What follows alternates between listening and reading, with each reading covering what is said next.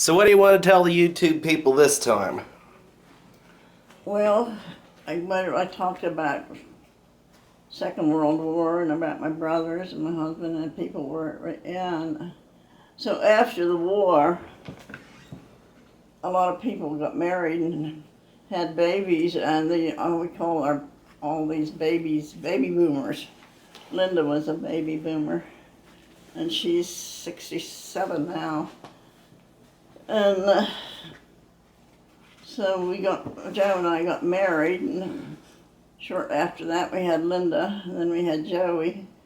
And the worst thing that ever happened to me in my whole life was when Joey died when he was 3 years old. And then we had Gwen in 1956, and she was a cutest little thing you ever wanted to see. She only weighed 5 pounds and 10 ounces when she was born.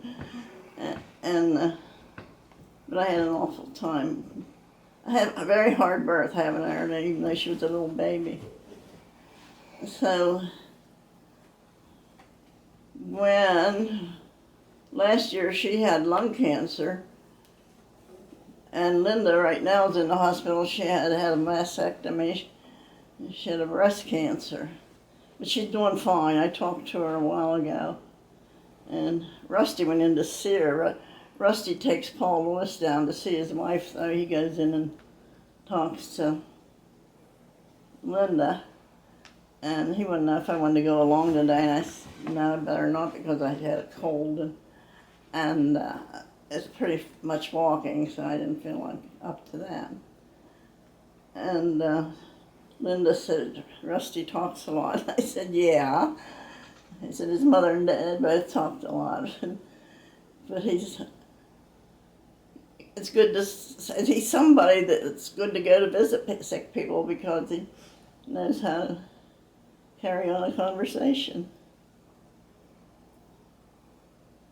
So I moved in these apartments in 2007. So I've been here 7 years now. Florence moved in and the next year, so she's been here 6 years. And when we first moved in, we were so homesick because we had left the home that we lived in I had lived up at Newton for 50 years. Moved there in 1947, no. Moved up there in 1950 and moved down here in 2007, so I lived up there at 7 years, where Nathan lives now. So I gave my house to Gwen and moved down here.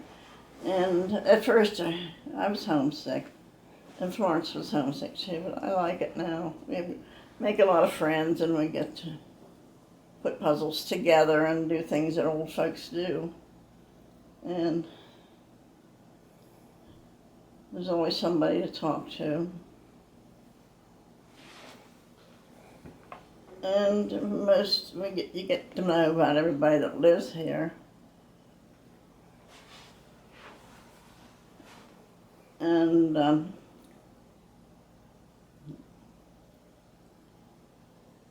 any questions you wanted to ask? Tell them about how we used to go up in the mountains and stuff. That was one of the things. Even my whole family, my mother, my dad even built a cabin once. We loved to go up to the mountains and have a cookout and roast weenies and make s'mores and make up silly songs. And I can't believe it when people tell me, well, I don't like camping, because that was our thing since when I was a little kid. We went camping. Had a camp down Licking Creek. Then we had one too, Joe and I and Kate and Andy. And Kate and Andy later built their own camp down Licking Creek. And Licking Creek, that is actually Licking Creek, but people would look at you funny if you said that. It's Licking Creek. So then we went up to Mountain Inn, and that's up in Carlisle Gap. And we didn't own that camp, but the people that owned it left us use it because we kept it clean, washed windows, and scrubbed the floors, and kept the camp clean. And one of the owners, Pam Broombaugh, used to go up to camp with us. And she was a lot of fun. I got to talk to Pam the other day in here. She was bringing her cousin in to sign up to move in the apartment. And we made up a song like, we are the mountain girls, we wear our hair in curls, we never hurt our skirts, we wear our father's shirt, we wear our dungarees rolled up above our knees, we are the mountain girls. You didn't need to hear that, did you? And They just did, so there's no going back.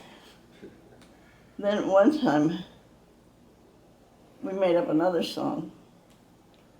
We were talking about, there was a mouse in the cabin, and Rachel said, we never had a mouse in our house. And Oni said, what? Never had a mouse in your house? And then we made up a song. I had a snake in a lake, cat on the mat, but I never had a mouse in the house. And it goes on and on. So that was some of the silly things we did. And we'd tell stories, ghost stories and other silly stories at night.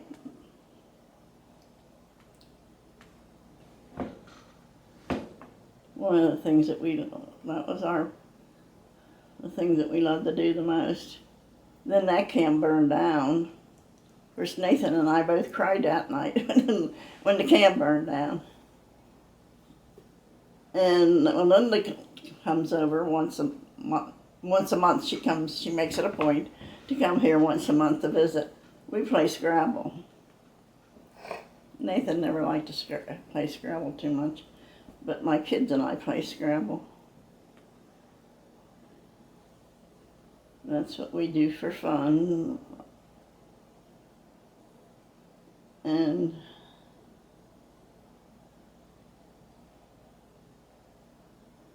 when I first moved here, we'd go out to eat a lot. Well, then Anna Margaret got that she's not really that able. I have 2 sisters-in-law. That's all that's left of the Hambright family anymore. And Anna Margaret and Ida. So we got to be pretty close because we were all that's left. I used to have 5 brothers and 5 sisters, and I only have 1 sister anymore, and she's in a nursing home. Today, when I was at Walmart, I met a lady that used to be my teacher in school. She was checking out right behind me. That was when I was in high school. And I said to the lady that checked me out, I said, would you believe that lady back there used to be my school teacher, and I'm 88. I said, can you imagine how old she is? She's in her 90s pretty well. She was just out of college when she taught school. Right here where I live now, this is where this high school was, Rothrock High School.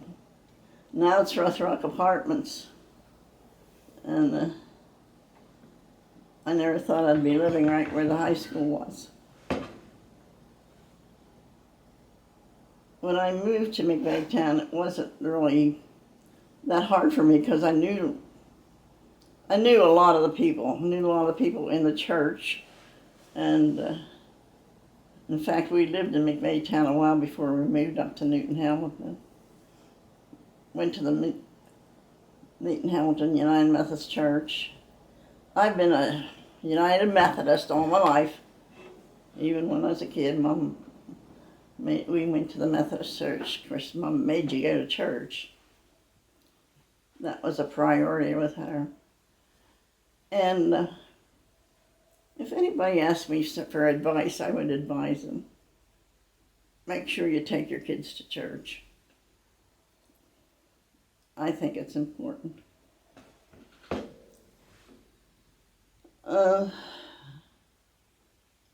I can remember when John Kennedy was shot.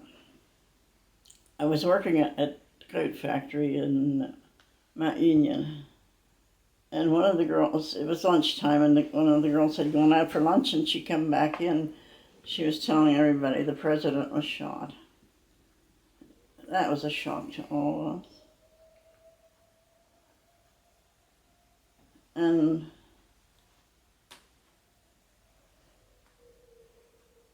fire whistle's blowing. What else can I remember from? Of course, I'm 88 years old, so my memory goes, well, actually, it goes back a long ways. But then also your memory kind of leaves you too. So when you get that old.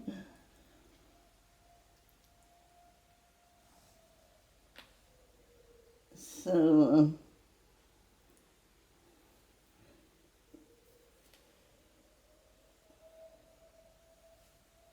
What are some of the things I remember the most?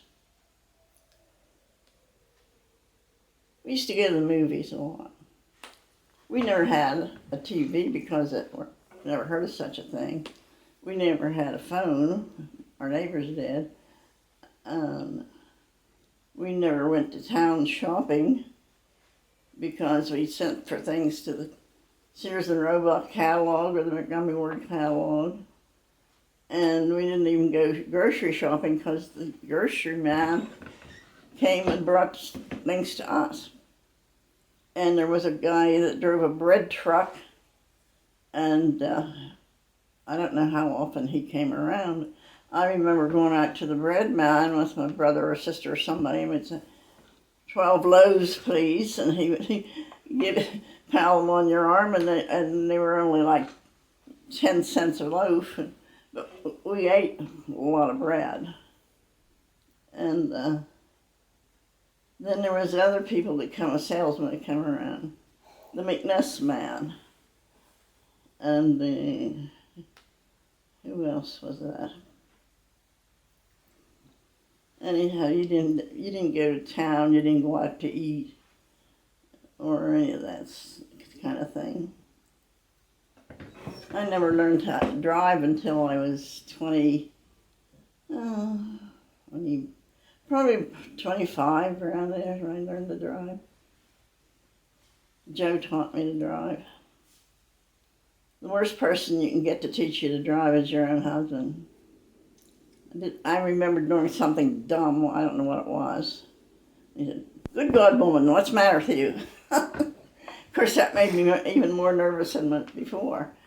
And I learned to drive on a straight shift. We didn't have automatic. We didn't have air conditioning.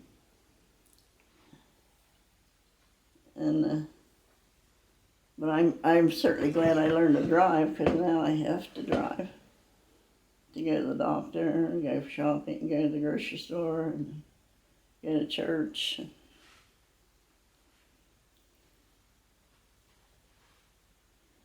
And I have 3 grandsons that I love very much.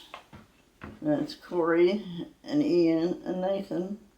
And now I have 2 great-grandsons, Corbin and Eli.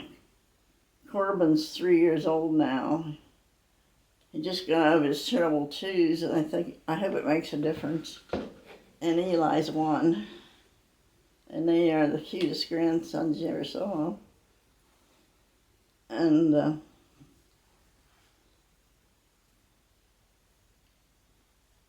I'm really proud of my kids. Corey's a lawyer. Ian drives a big truck, a big rig. and Nathan works. And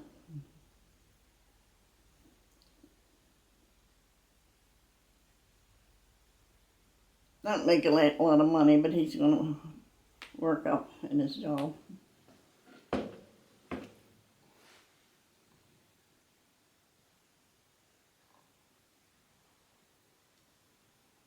Anything else? Can you think of anything else you'd like? I can't think of anything. I'll have to write some stuff down. Is that all you got for this one? Yeah, that's enough for today.